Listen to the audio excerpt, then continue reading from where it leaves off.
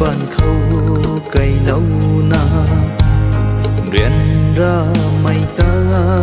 khang na băng mây bần thì khâu hay lùng mình giang thằng mây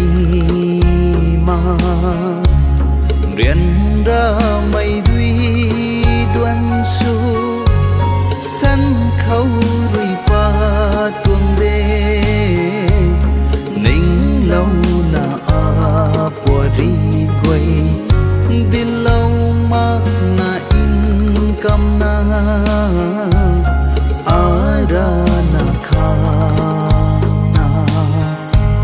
phung na bầm mê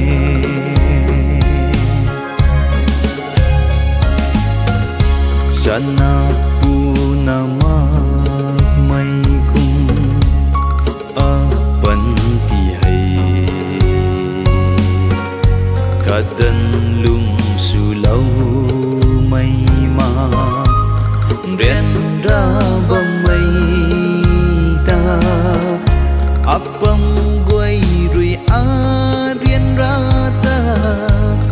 thay lâu mặc xì ni a cần đi khăn rồi a bắn ti đình lâu căn thế ai a say riêng ra bấm mây khâu ri đuộc bát na tình mây mặc na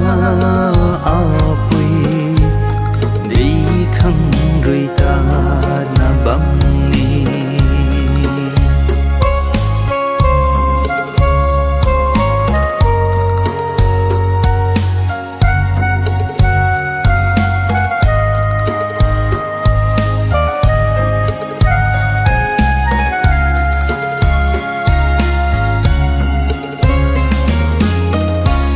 sầm bấm mây rúp riêng quay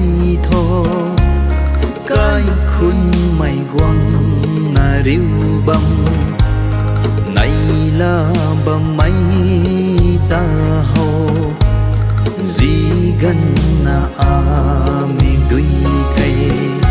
tình gìn này khiêm cây kỳ cái không bằng mây gần quăng in đuôi in ru nan ta cũng ghen ca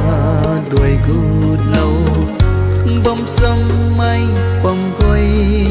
thô cái tết khang dân cao pa a lung giang si mây pa đi cái khuôn thăng mây trong quay ni gái mây trong chu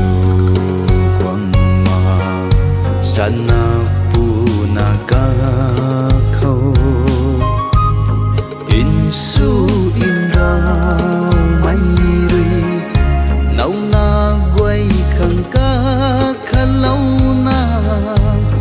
giang si mây a du dịp cây thúy ma cả khăn bầm khâu đuôi na lâu thuần tình gan pa mây đuôi a hu bầm khuân nè bát bầm mây ca quay hay